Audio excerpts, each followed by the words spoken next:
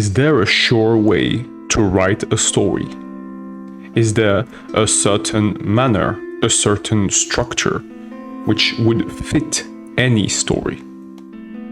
Here are 6 ways to improvise stories in a satisfying manner. These 6 ways can be used independently to create 6 different types of stories. You can also conjoin them and articulate them in order to create a series or a saga. Whichever the scale of your story, you can make use of these 6 ways, of these 6 paths to articulate a story. You can combine them, you can conjoin them. There's a certain degree of affinity between these 6 paths. The path of shock is closer to the path of denial and acceptance, and it is directly opposed to the path of sadness. So there's a higher degree of complementarity between acceptance, shock, and denial because they're closer, and there's also complementarity based on paradoxes between shock and sadness because they're direct opposites. Same goes for any other path on this list. Acceptance and bargaining are directly opposite to one another. So there's a paradox type of complementarity here. And just as for shock, acceptance is closer to both struggle and shock. So if you were to create a story which would involve acceptance, let's say for the first quarter of your story, then shock for the second quarter, then bargaining for the third quarter, and finally struggle for the last quarter, when your character has finally decided, she got the realization that she'll have to struggle. You can make use of these 4 structures and articulate them in a manner which will translate your character's progression. Each of these paths can be translated directly into a specific genre. And you can use the color code to create direct correspondence. Here, for example, shock, the path of shock will be directly linked to action. The emotions, the dominant emotions of courage, anger, and pride, the rigidity before crisis, are all essential when it comes to developing a shock type of story. Same for comedy and horror. You'll be able to link them directly to the path of acceptance for horror, for example, where your character has faced many trials, many forms of duresses, and now the fear, the rancor, the oppression, the hatred has allowed your character to mature and to become a better form of herself. Now your character is ready to accept her environment, accept her relationship, accept her own identity, so she can move on. Same logic is applicable to all 6 genres presented here. You can combine, of course, a different genre and a non-corresponding path. For example, bargaining will not necessarily always be adventure. It's just easier this way. But you can combine bargaining with comedy, for example, and you can use the path of the bargain to create a denial bargain type of story. So we have denial for comedy and we have bargaining for adventure. And you can combine these 2 genres and therefore these 2 paths to make up your story. Here you have the possibility directly to create a 50-50 type of story. So you have maybe your 5 first chapters or your 5 first episode of your series, which is mainly comedy, and the 5 last, which are mainly adventure. Or you can directly combine each of these episodes, each of these genre and each of these paths in each episode. So each of your episodes, if you're planning a series, if you're playing a game series, for example, will contain a part of adventure/bargaining maybe in the gameplay, for example, and a part denial/comedy in the storytelling. The articulation of these different paths in a single story directly depends on your goal with the story, but also the character's goal and potentially the public's goal. As you're planning to write a long-term story, a story which will accompany your public, which will accompany your character in the long run, you have two main objectives. The first one is sustainability. You want to sustain your storytelling through all the environment, through all the encounters, through all the relationships you want to create. For this, you'll need a portfolio. Your second goal is to create emotional attachment.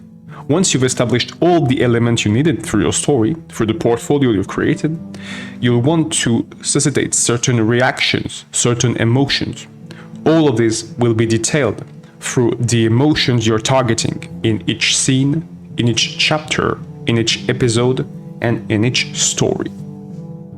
Before developing emotional attachment, you want to create a portfolio of elements. These basic elements, will allow you to improvise a longer story. If you attach yourself to your character, to your world, to your storyline, it will allow you to develop, to scale up your story in the long run. What do you need in this portfolio? Well, you'll need at least 6 characters. And those may be 6 main characters or 4 main characters and 2 secondary characters which will be recurrent enough. So all the numbers here will be minimum numbers. For example, you'll need a minimum of 3 organizations in order to create a long form type of story.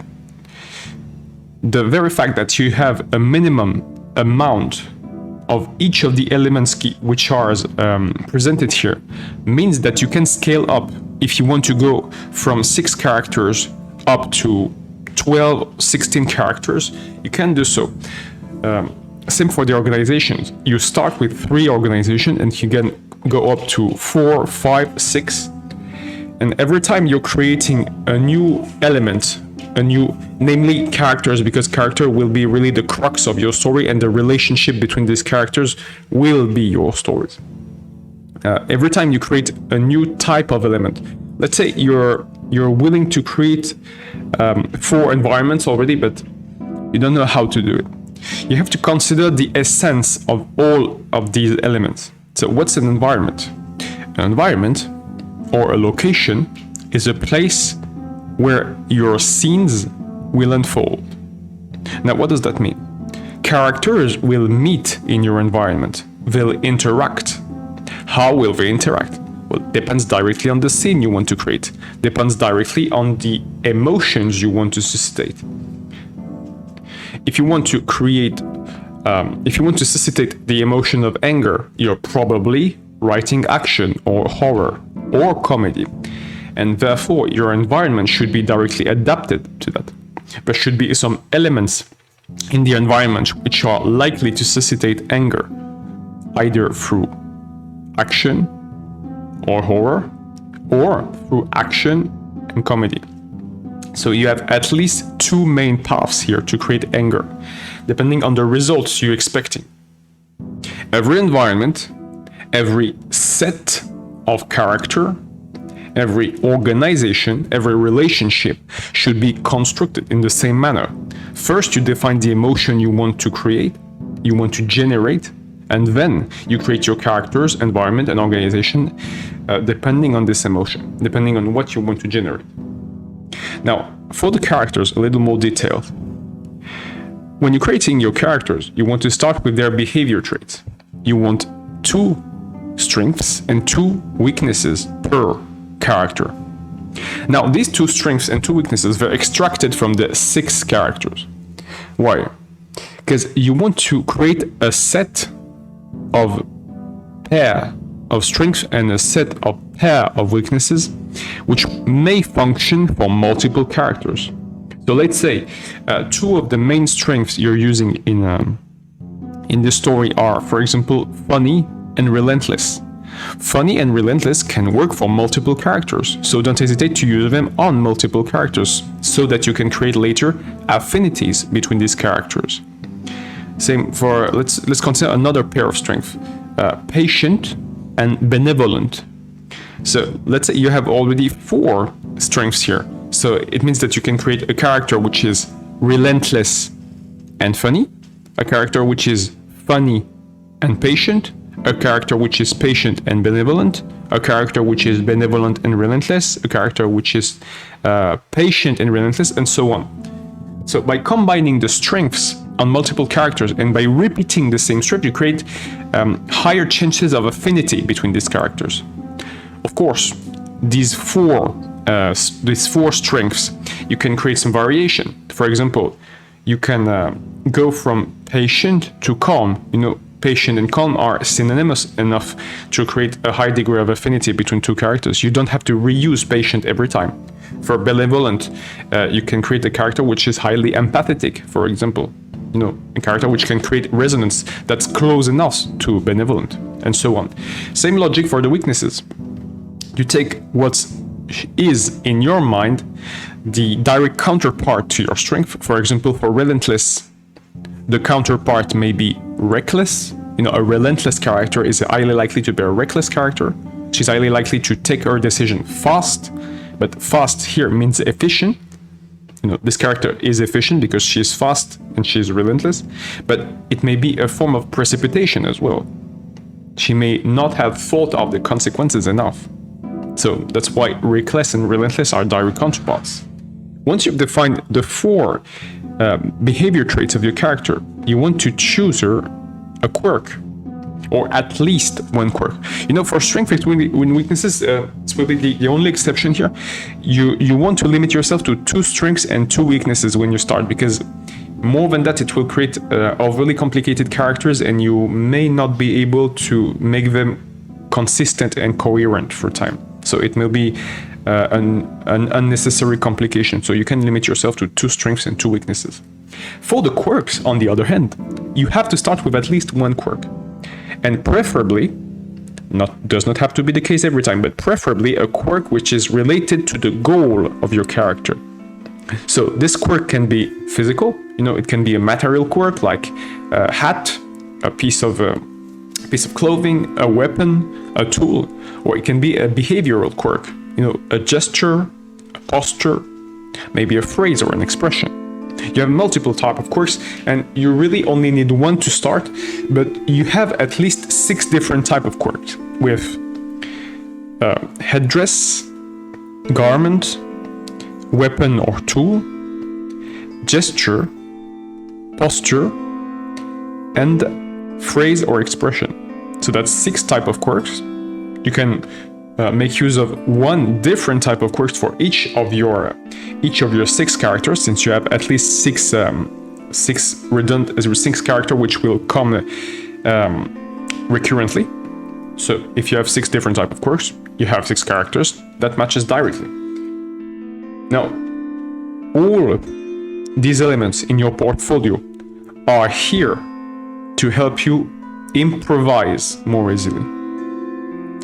Now, improvisation comes when you've finished your first story and you want to do something else. You want to do maybe a sequel, a direct sequel, or maybe another story which is related to your first story but which is not a direct sequel. Now, how does it work, and how do we make use of our end goal, the attachment, to reach this point? Attachment is the end goal of storytelling. Emotional attachment is created through stories. You want to involve your public by making your stories, your character, your environments memorable. How do you do that? Attachment first initiates through reactions. Now, reaction will be directly dependent on the type of emotion you want to suscitate, which are emotions you want to elicit through genres. Genres are meant to create a context. A genre plus a frame is here to create a context, and a context creates a point of reference. A context is here to generate a perspective. Now, how does it help you to create reaction, then involvement, and so on? The very fact that your public can refer your story to a specific genre helps them to create a perspective. It helps to create a degree of predictability. And predictability generates involvement. So if the emotion you're targeting, for example, is joy or relief, you'll want to write a comedy. That's what's most likely to generate joy and relief. These two emotions are both linked to comedy, but you also have confusion. Your genres will not be as caught as your emotions, because genres will generate multiple emotions. On this schema, on this map, you only have the dominant emotions that we've chosen to restrain. So these emotions, the emotions listed here, are some of the main emotions you can generate through these 6 different genres. Meaning that if you want to create a specific emotion, if you want to elicit a specific emotion, you have a specific genre to choose. You also have a specific frame to choose, but you now have a specific type of story to choose. So you can predict to some degree the reactions of the characters and the public. Now, something critical to create sustainable emotional attachment. You want to consider your public as a part of your story. You want to consider your public directly as characters in your story, as individuals which are in your world. Now, what's the purpose here? What's the meaning? What does it translate into? The very fact that you're able to involve your public by making her a part of your story will generate reactions, and you want to generate reactions. Now, to which degree can you predict reaction? Well, you can predict reaction only to the degree you've defined. And how do you define this? How do you define the highest degree of predictability for you? Well, you've already created characters, and as your public will directly refer themselves to characters, because different part of your public will refer themselves to different type of characters. That's one element, public, characters, direct attachment. So that's one way to create predictable reaction. Then you define a genre. A genre allows you to establish a certain emotion in a certain scene.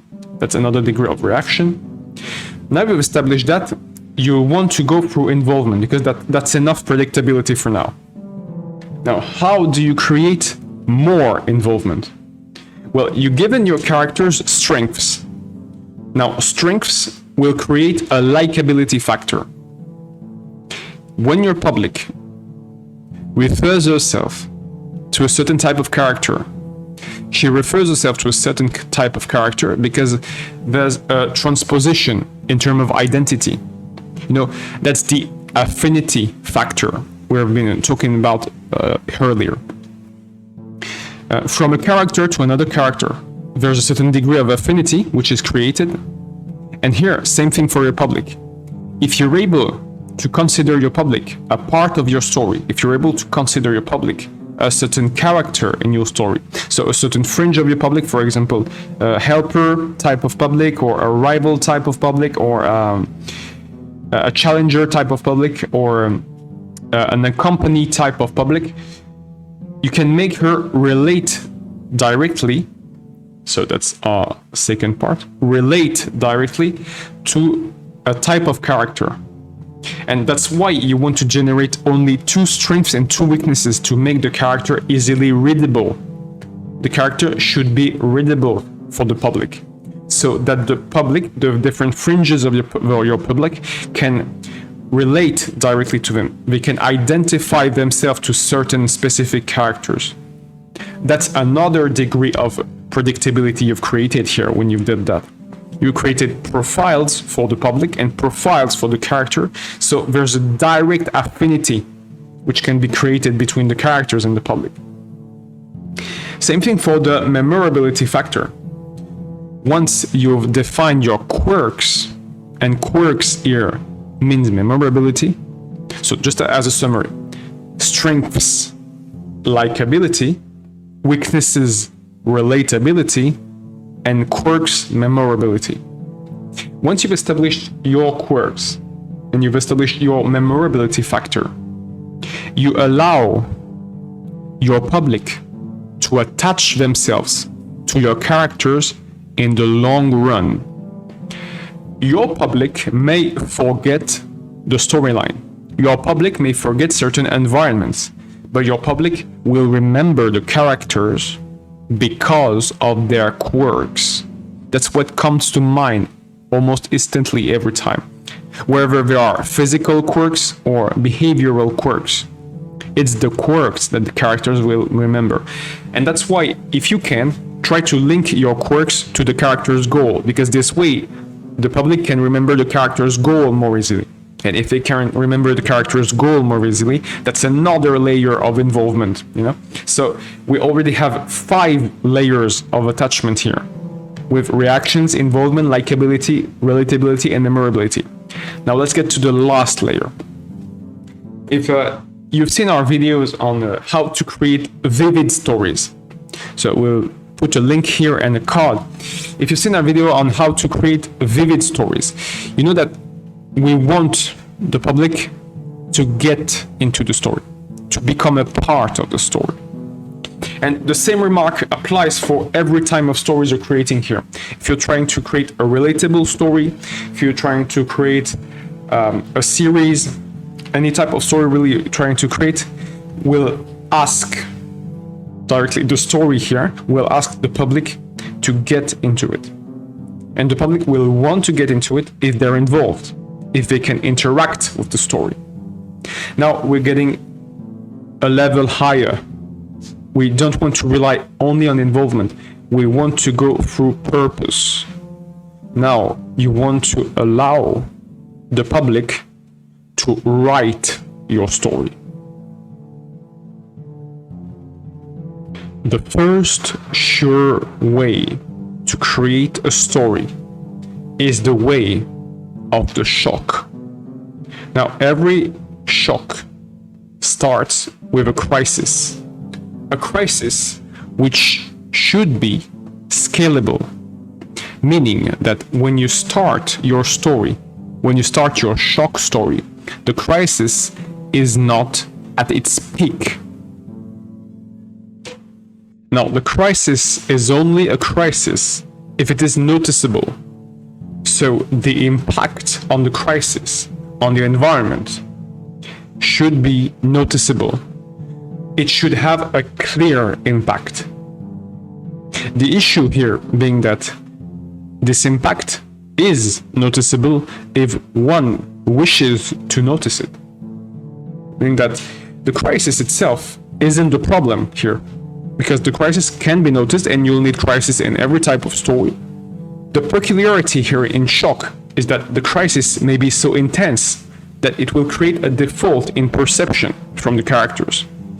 Now, the crisis is already too intense for the characters, so they won't be able to notice it. If they were, and that's where the public comes into the story, if they were able to watch their environment, to look at their environment from a broader perspective, maybe, they would be able to notice the impact of the crisis. But they aren't, because their perspective, their perception is biased. And here, the crisis has been already too harsh on them for them to be able to notice it. They are numbed. You know, their perception is diminished because of the intensity of the crisis. But remember, the crisis is not at its peak yet. It's only too intense for the characters.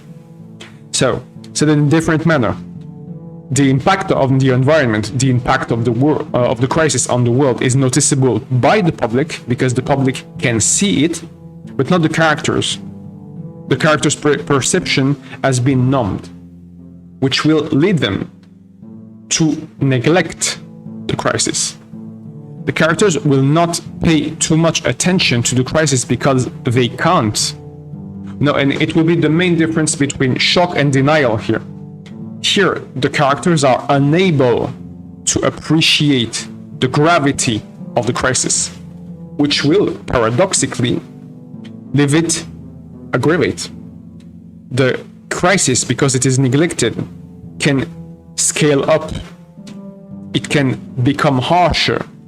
And this state of aggravation, which is why it's essential for the crisis to be scalable, the state of aggravation will allow the crisis to become even harsher on the environment. The second way to a sure story is the way of denial. Now, denial seems to be initiated by the same phenomenon as shock, which is here a catastrophe.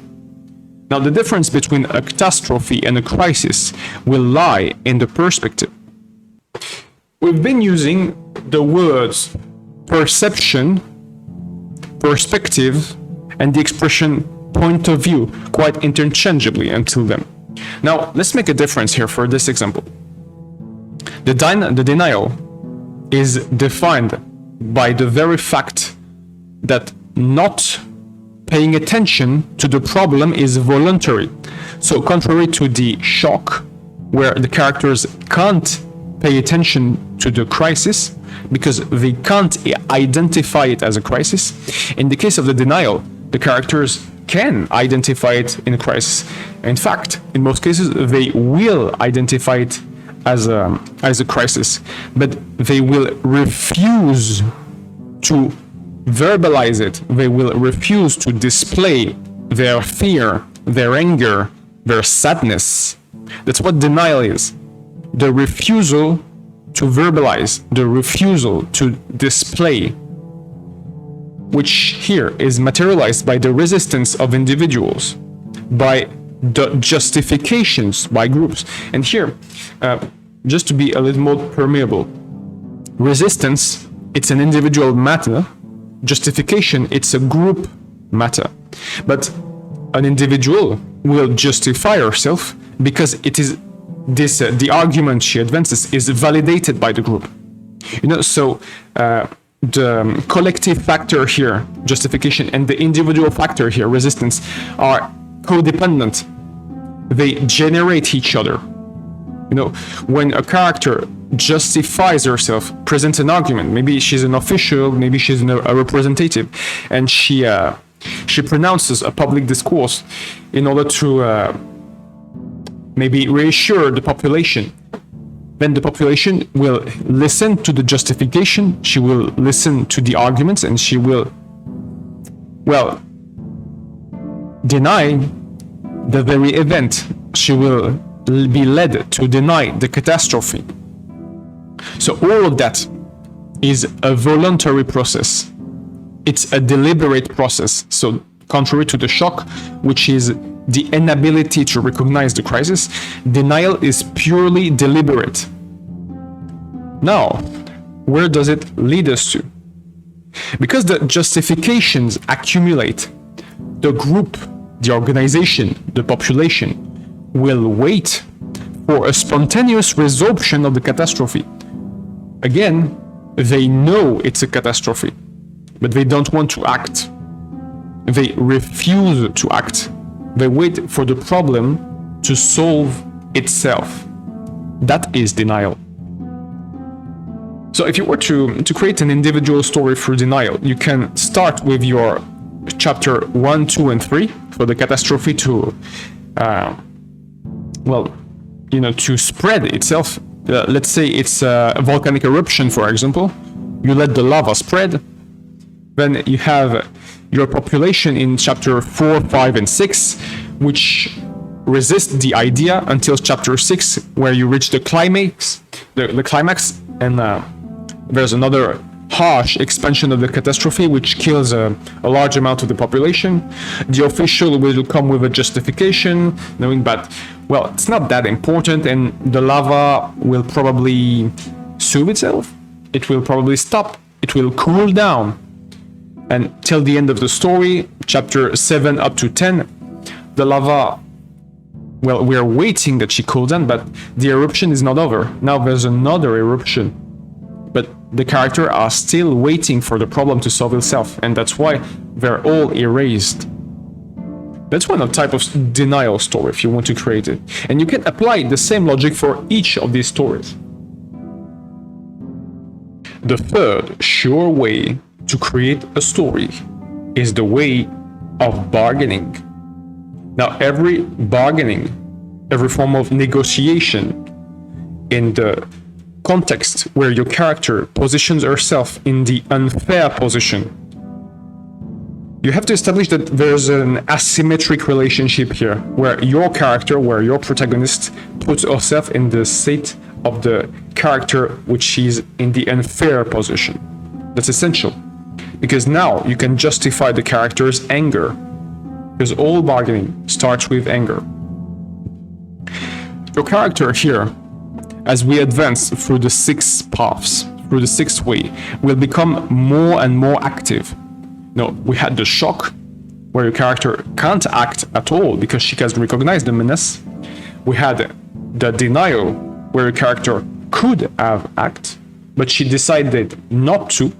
Now we have the bargaining, and your character will start to act, but still, she positions herself as a sufferer. She positions herself as an individual which is injured, an individual which is hindered. She chooses to put herself into this position. Now, how will she act now she is in this position? Your character will start. So let's suppose we have our plan here. The anger, the accumulation of anger, the accumulation of unfairness unfolds through chapter 1, 2, and 3.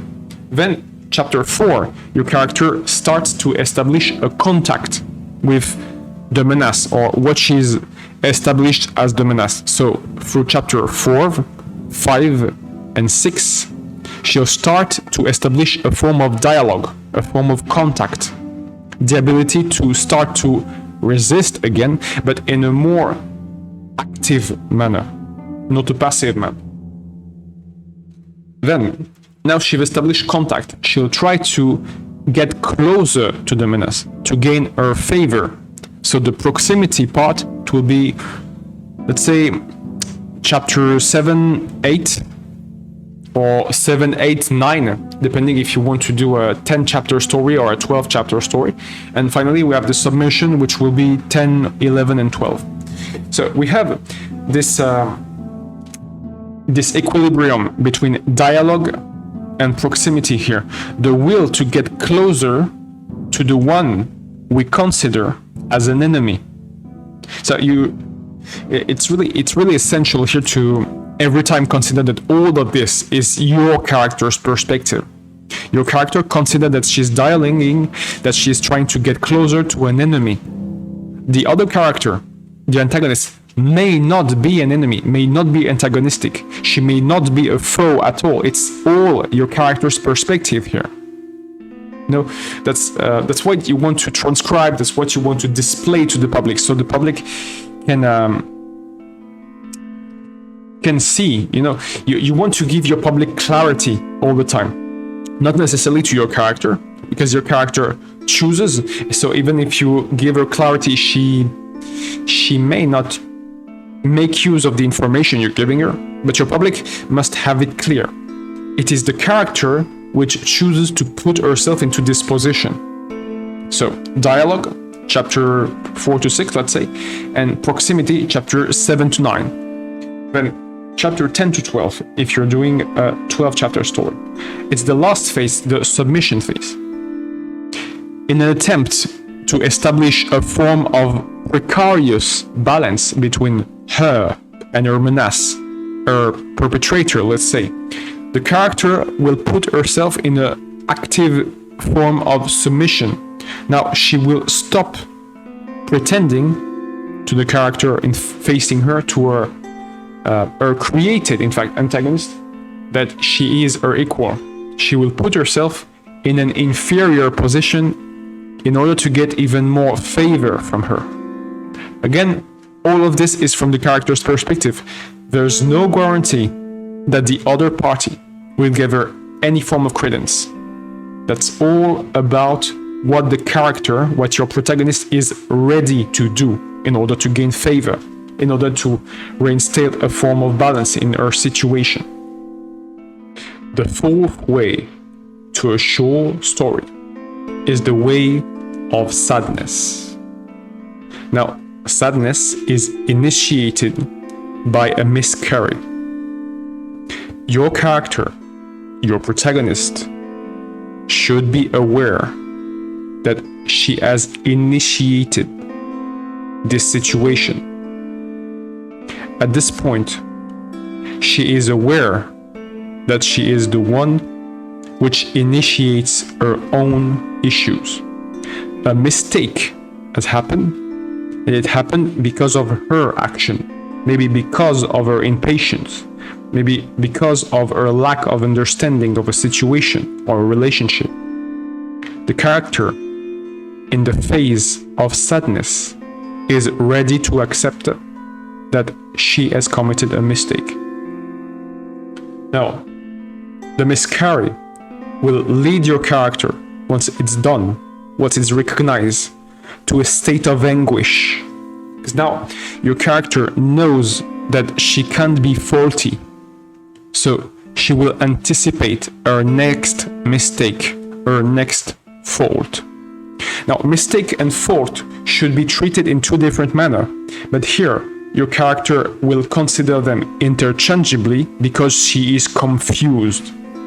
Your character is confused because she is in a different kind of pain than in the three first steps. In shock, she was numbed. In denial, she was afraid. In bargaining, she was angry.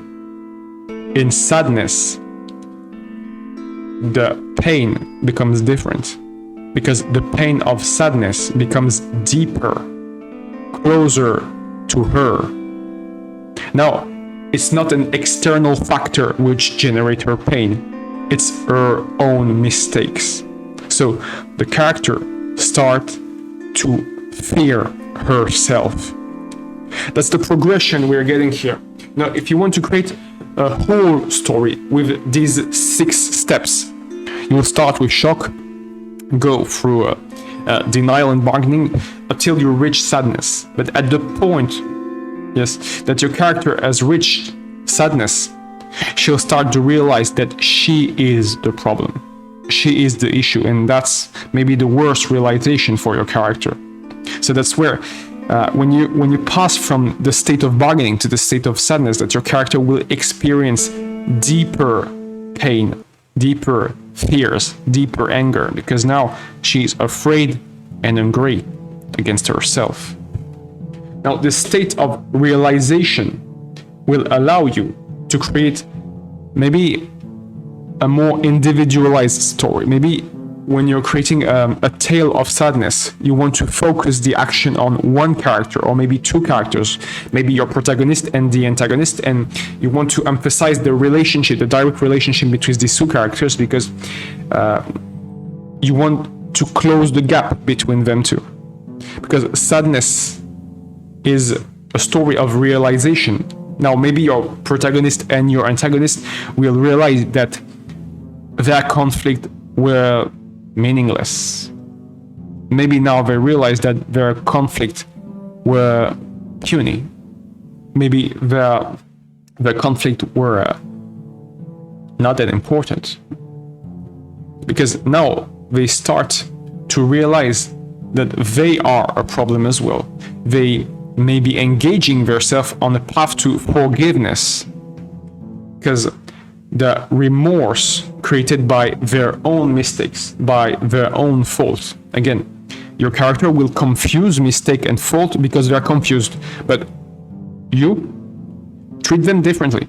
Treat a fault as a fault and a mistake as a mistake. Again, you want to be aware of the different degree of responsibility, and same for the public. You want to give your public a level of clarity which is quite equivalent to yours.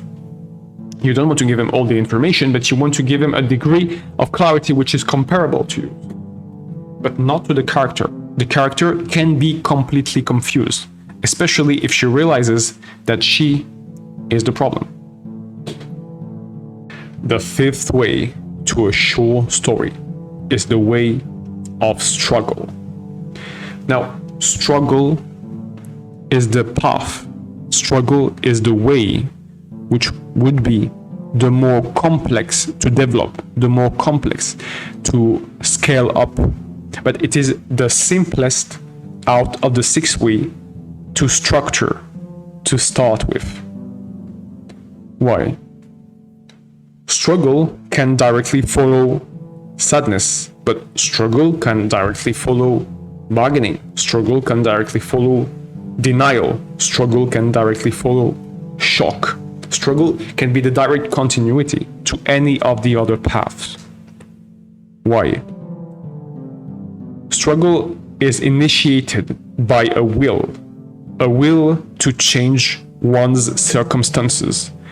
Now that your character has realized that she is the one which can change her own circumstances, she will act. She will try. She will experiment. She will look for possibilities. She will, because she's trying, fail. She will realize that she is failing. And from this failure, she will learn. After she learns, she will try again and fail and learn. Again, struggle. The path of struggle is the simplest one to initiate. So you just have to follow this pattern, and you can follow this pattern in a scene, you can follow this pattern in a chapter, you can follow this pattern in a series, in a saga, in any scale of storytelling. You can make use of it in any type of format, book, movie, game. It doesn't make a difference because it is so simple to follow that you can make use of it anywhere. What defines this démarche? What defines this process? Now, it is that it has been initiated by a will to change one's condition. Struggle places itself between sadness and acceptance in our classical schema, in our what is represented here as our basic schema, because it is most likely for your character to develop the will to struggle after she has realized that she is a problem for herself, and now she will want to change herself, which will lead us to the path of acceptance.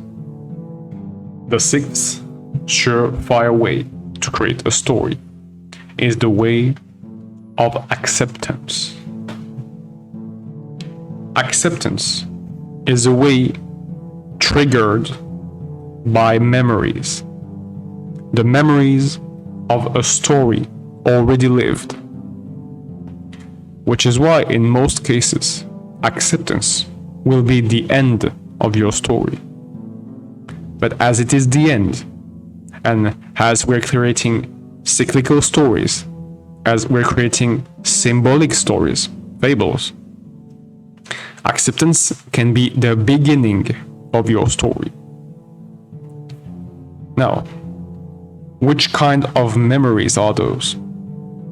Memories of characters, other characters, antagonists, supporter. Memories of relationships established through stories, in different environments, in different locations. Memories of ranks, places, positions, roles maybe, titles, functions your character have occupied through stories, different items, different objects that your character may have possessed that she does not anymore now. Memories of a life. Once your character has made a synthesis of all these memories, she is able to create a new ideal for herself. Now, this ideal type can represent her new goal, a new identity or a new behavioral goal.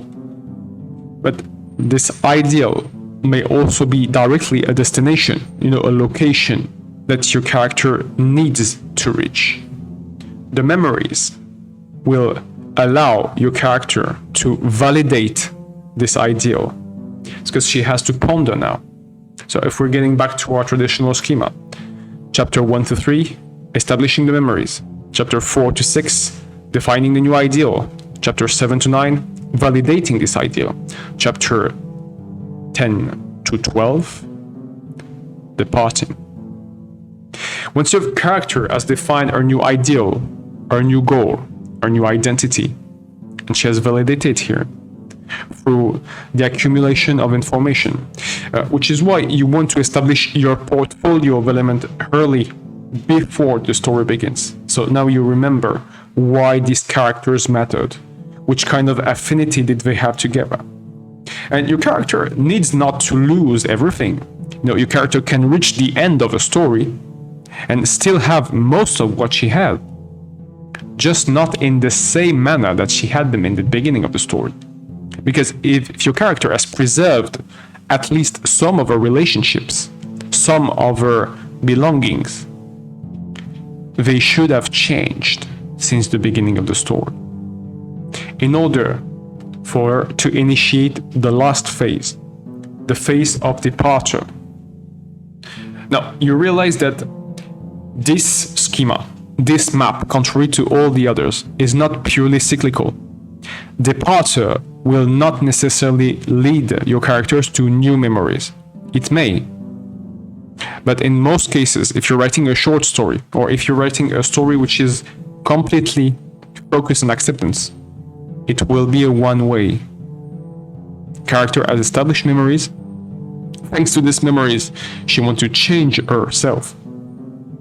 Now, she has planned her change. She can go. And the departure is the end here. Now, because we can scale this way of writing story, this path, the path of acceptance can be used as an individual story, or it can be used as a whole in a larger story. Consider this. The memories created are meant to be used as a frame of reference in order to establish a goal, and a goal to establish a plan. Now, all of this is directly dependent on the kind of involvement you want to create from the public, on the kind of attachment you want to create between yourself, your characters, your world, and your public.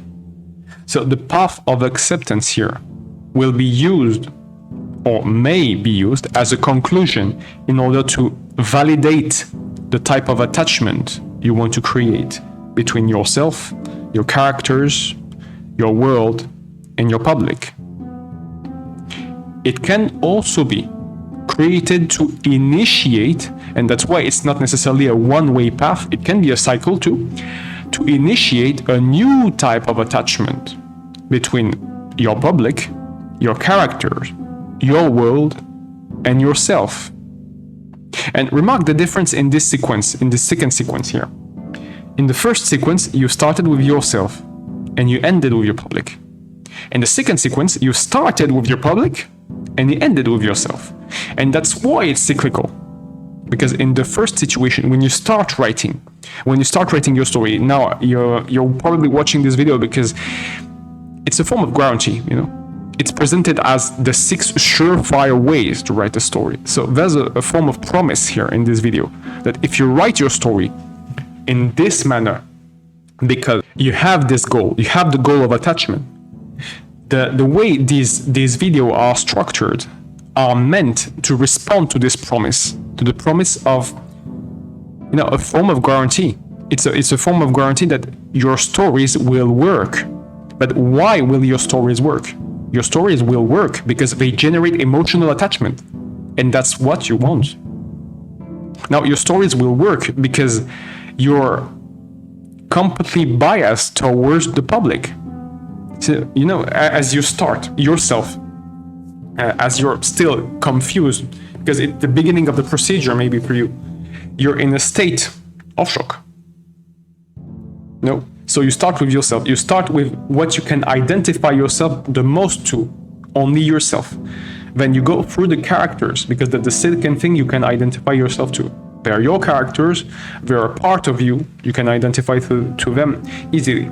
Then through your world, that's the place where your characters live. So there's a form of involvement for your character and for yourself in there. So you should be able to attach yourself to this world quite easily. And finally, to your public, because they're the one which will give you the feedback. They will tell you, okay, we want to validate this world, we want to validate these characters, we're validating you. So that's the first way to create your story. That's your own first path. You, characters, world, public. But now that you yourself have gone through all these 6, you start to realize that you're not as confused as you were in the beginning. You start to realize that all this enterprise is yours. That it's up to you to succeed. And so you're less and less confused. You're more and more realizing that's your game. But why is it your game? And how does it turn to be your game? And why do you still need to receive some feedback? Because you'll still be confused through the whole process, but lesser and lesser. You start to accept that this confusion will diminish as you get into the world. And what represents the world here is your public. Which is why, when you yourself have gone through the 6th path of the story, the 6th path to the surefire story, you're able to accept that your stories are for the public. So now you've established for yourself a new paradigm, and this new paradigm starts with the public. Now you start to realize that your whole content, your whole material emerges from your public. If you like this video, know that we're highly likely to produce more of this type of content. Also, if you have a specific demand, engage with us in the comments. What would you want more of? What should be done differently? And how should it be done according to you? Also, if you enjoyed this piece of content, you may be interested in this other video. Suggest us the content you need. This channel is made for you.